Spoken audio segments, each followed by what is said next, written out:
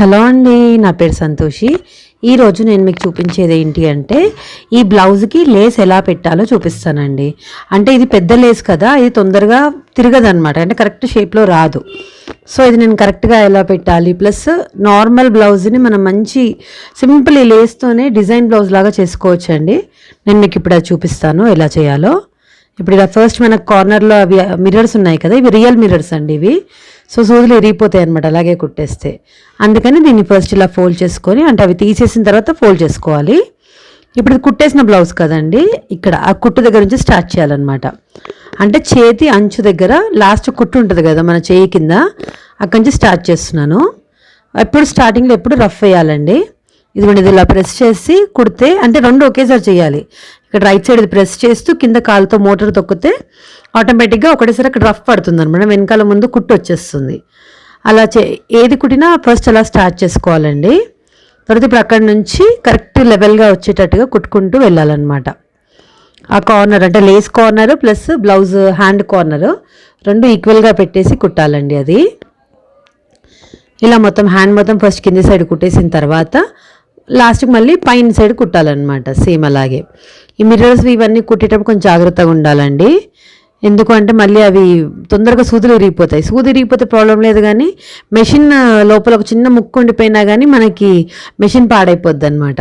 అందుకు కొంచెం ప్రాబ్లం అవుతుంది, చూసుకోవాలి అక్కడ. నెక్స్ట్ ఇక్కడ ఎడ్జ్కి వచ్చాం కదండి, ఎక్స్ట్రా కట్ చేశాను. తర్వాత ఇప్పుడు ఇక్కడ కూడా సేమ్ ఎక్స్ట్రా మిర్రర్ ఏమైనా ఉంటే తీసేసి అది ఫోల్డ్ చేసి మడత పెట్టి కుట్టుకోవాలండి. చూడండి, ఇక్కడ జూమ్ చేసి కూడా చూపిస్తున్నాను.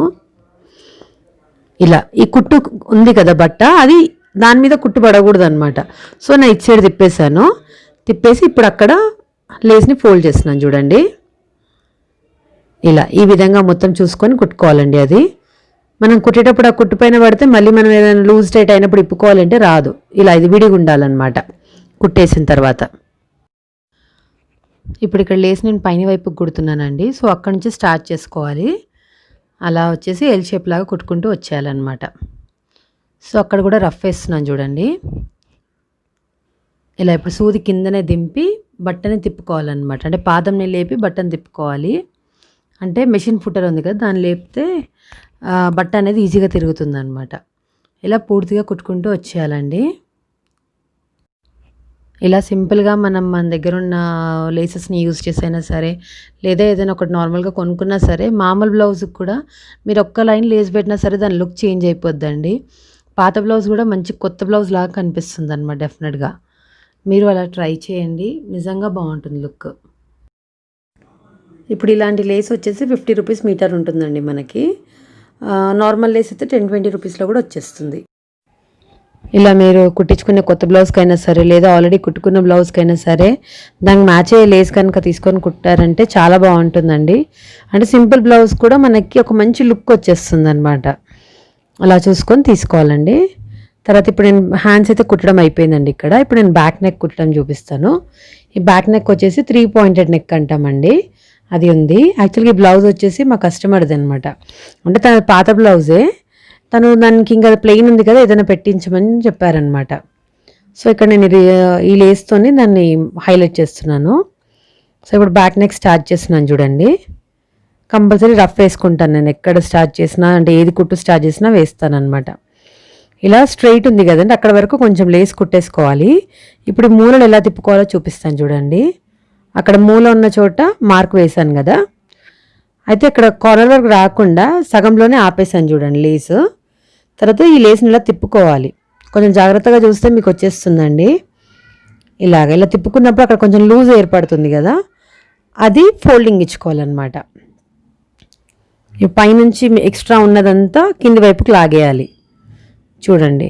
అది కూడా ఇటువైపు కార్నర్కే లాగుతున్నాను చూడండి. అంటే మొత్తం లేస్ ఫోల్డింగ్ ఇవ్వట్లేదు నేను, ఓన్లీ స్టార్టింగ్ పాయింటే ఫోల్డింగ్ ఇస్తున్నాను అనమాట. ఇప్పుడు అలాగే ఇంకో మూల కూడా కుట్టి చూపిస్తున్నాను చూడండి. ఇలా సగం వరకు కుట్టుకుంటూ వచ్చేయాలన్నమాట. మళ్ళీ అక్కడ మిడిల్ అది ఉంది కదా, మార్క్ వేసాను చూడండి. ఇదేమో మూడో మూల కూడా మార్క్ వేసి పెట్టాను. సో ఇలా కొంతవరకు కుట్టాక అక్కడ స్టాప్ చేసి ఈ మిగిలిన లేస్ని ఇంకో సైడ్కి తిప్పండి. ఇప్పుడు ఇది ఇటువైపున తిప్పాం కదండి. ఇప్పుడు దాన్ని ఏం చేస్తామంటే కొంచెం లూజింగ్ వచ్చింది చూడండి అక్కడ, ఆ లూజింగ్ని మనము ఫ్రిల్ ఇవ్వాలన్నమాట అక్కడ. సో అప్పుడు కరెక్ట్గా వచ్చేస్తుంది. అక్కడ సూది దాంట్లో దింపి మనం పాదంని లేపాలండి. లేపి మళ్ళీ క్లాత్ని తిప్పుకొని మళ్ళీ సెట్ చేసుకోవాలి. సేమ్ మళ్ళీ స్ట్రైట్ ఉన్నంత వరకు మీరు కుట్టేసుకోండి. తర్వాత మళ్ళీ ఇప్పుడు ఇక్కడ కూడా చూపిస్తున్నాను చూడండి. సేమ్ అక్కడ వరకు కుట్టి ఆపి తర్వాత లేస్ని ఇటు మళ్ళీ తిప్పుకోవాలన్నమాట. ఇలా ఇప్పుడు తిప్పాం కదా, ఇప్పుడు ఎక్స్ట్రా వచ్చింది కదా, ఎక్స్ట్రాని ఫోల్డింగ్ ఇస్తున్నాను చూడండి. కొంచెం అర్థమైతే చాలా ఈజీ అండి, అంటే అర్థం చేసుకుంటే చాలా ఈజీగా వచ్చేస్తుంది. ఇప్పుడు మళ్ళీ స్ట్రైట్కి కుట్టేస్తున్నాను చూడండి. ఇక్కడ నేను ఫ్రంట్ వైపుకి కూడా తీసుకొస్తున్నాను అండి లేసు, అంటే ఒకటే సైడ్ కుడతాను లేస్. నార్మల్ లేస్ అయితే మేము 2 సైడ్లు కుట్టేస్తాము. కొంచెం కాస్ట్లీ లేస్ కాబట్టి లెఫ్ట్ సైడ్ ఎలాగో కనిపించదు కదా, అందుకని కుట్టమన్నమాట. సో ఇప్పుడు ఇక ఫ్రంట్ వైపున కర్వ్ వచ్చింది చూడండి, అక్కడ కూడా 2 చోట్ల మనం ఫ్రిల్స్ ఇవ్వాలన్నమాట. అలా యూ షేప్ లాగా ఉంది కదా, అక్కడ నేను మార్క్ వేసాను కదా, అక్కడక్కడ ఫ్రిల్స్ ఇస్తాను చూడండి. ఇక్కడ సింపుల్ ఫ్రిల్ అంతే, చిన్నగా అలా ఒట్టి స్టార్టింగ్ సైడ్ ఇచ్చేయాలి ఫ్రిల్. ఇంకోటి కూడా ఇస్తాను అక్కడ.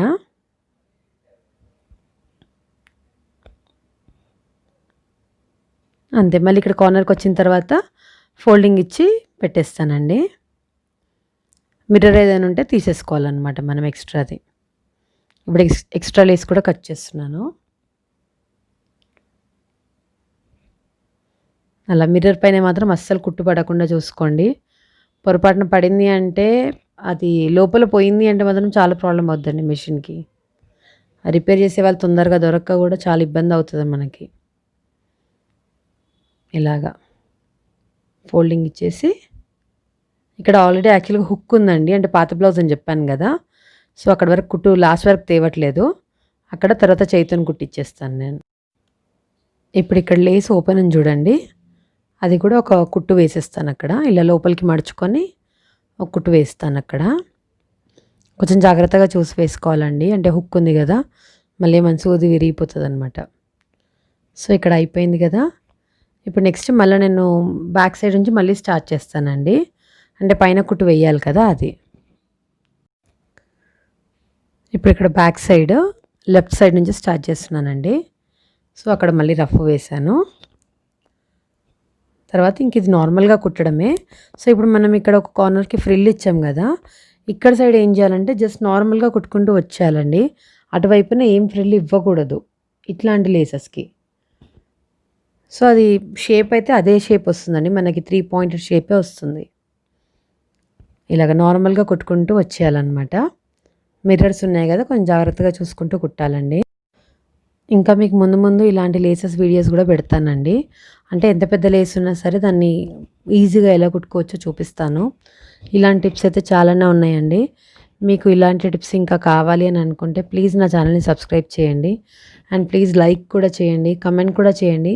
మీకు ఎలాంటి వీడియోస్ కావాలో కూడా నాకు చెప్తే అలాంటివి చేయడానికి తప్పకుండా ట్రై చేస్తానండి. ఇప్పుడు నెక్స్ట్ ఇక్కడ వరకు లేస్ మొత్తం కుట్టేశాను కదండి, అయిపోయింది. ఇప్పుడు ఎక్కడైతే ఫ్రిల్స్ ఇచ్చామో అక్కడ చిన్న రఫ్ కుట్టులాగా వేసుకోవాలండి, ఎందుకంటే అది కొంచెం లేచినట్టుగా కనిపిస్తుంది. ఇక్కడ కెమెరాలో అంత క్లియర్గా లేదు, కానీ నార్మల్గా కుట్టినప్పుడు మాత్రం అట్లా కొంచెం లేచినట్టు ఉంటుందన్నమాట. సో అక్కడ మాత్రం చిన్న రఫ్ ఇస్తే సరిపోతుంది. ఇలా మనము వెనకాల ఇచ్చిన 3 పాయింట్స్ దగ్గర ప్లస్ ఇక్కడ ఫ్రంట్లో 2 దగ్గర ఇచ్చాం కదా, అక్కడ కూడా ఇవ్వాలన్నమాట.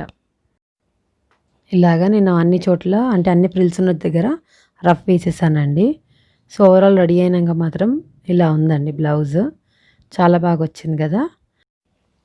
ఇలా కొత్తగా నేర్చుకునే వాళ్ళైతే ఈ విధంగా ప్రాక్టీస్ చేయండి, మీ బ్లౌజెస్కి ఒక అందం వస్తుంది, ప్లస్ మీకు ప్రాక్టీస్ కూడా అవుతుందండి. మీకు ఈ వీడియో కనుక నచ్చినట్టయితే ప్లీజ్ నా ఛానల్ని సబ్స్క్రైబ్ చేసుకోవడం మాత్రం మర్చిపోకండి, అండ్ నా ఛానల్ని లైక్ చేసి కమెంట్ కూడా చేయండి. మీకు ఎలాంటి వీడియోస్ కావాలో నాకు కమెంట్ సెక్షన్లో తెలియజేస్తే తప్పకుండా ఆ వీడియోస్ చేయడానికైతే ట్రై చేస్తాను. థ్యాంక్ యూ సో మచ్ అండి, thanks for watching, bye, have a good day.